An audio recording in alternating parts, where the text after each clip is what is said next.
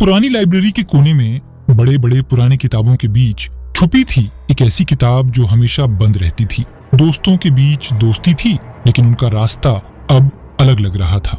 विक्रम और सारा दोनों दोस्त थे, लेकिन उनकी जिंदगी में एक अजीब सा रहस्य था जो उन्हें हमेशा एक दूसरे से जोड़ कर रखता था। विक्रम एक एविड रिसर्चर था जो पुराने और अनजान किताबों को पढ़कर उनमें छुपे हुए राज ढूंढता था। उसका दिल हमेशा किसी अजनबी सच्चाई के खोज में रहता था। सारा दूसरी तरफ एक एडवेंचरस और फियरलेस लड़की थी जो विक्रम का हमेशा साथ देती थी, चाहे बात कितनी भी खतरनाक क्यों न हो। उन दोनों ने मिलकर कई अनएक्सप्लेन्ड चीजों का सामना किया था, लेकिन जो बात आज उनके सामने थी वो सबसे अलग थी। एक शाम जब लाइब्रेरी के अंदर सब कुछ यूजुअल लग रहा था, सारा ने एक पुरानी किताब की तरफ इशारा किया। विक्रम, ये किताब देखी है कभी? उसने पूछा। किताब पुरानी थी, धूल में लिपटी हुई, और उस पर लिखा था दरवाजे के पीछे का राज। विक्रम ने किताब को हाथ में उठाया, लेकिन जैसे ही उसने पहला सफा पलटा,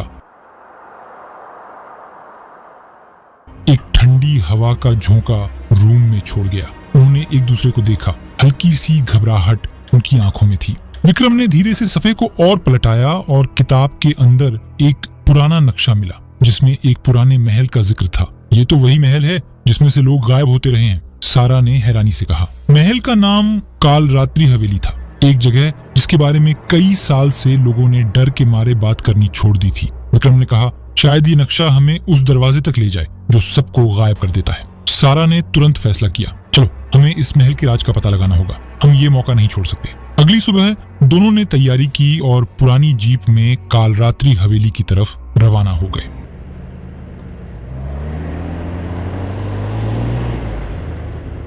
महल का रास्ता काफी संकरी गलियों और घने पेड़ों के बीच से होकर गुजरता था। जैसे जैसे महल करीब आता गया, हवा और भी भयावह होती गई। आसपास सिर्फ खामोशी थी, जैसे जंगल भी उस महल के पास जाने से डरते हों।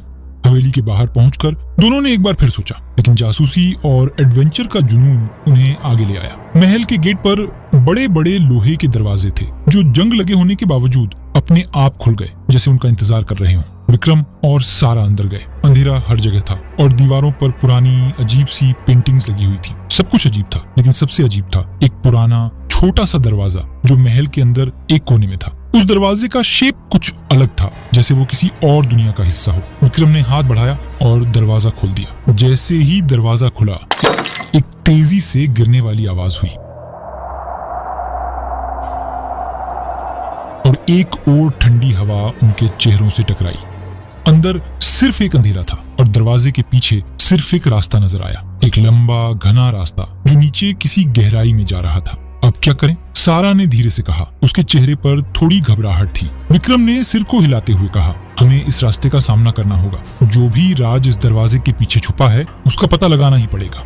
वो दोनों धीरे धीरे रास्ते पर चले और जैसे जैसे नीचे उतरते गए, रास्ता और भी अंधेरा और ठंडा होता गया। हर कदम के साथ उन्हें महसूस होता जा रहा था कि उनसे कोई चीज देख रही है, जैसे वहां कोई अनजान शक्ति उनका इंतजार कर रही थी। और फिर एक जगह आकर रास्ता खत्म हो गया। उनके सामने एक बड़ा हॉल था जिसमें बीच में एक पुरानी कुर्सी रखी थी।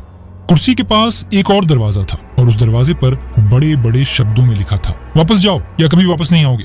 विक्रम और सारा एक पल के लिए थम गए, लेकिन फिर उन्होंने फैसला किया कि वापस नहीं जा सकते। अब तक ये रहस्य उन्हें और अंधेरे में खींच चुका था।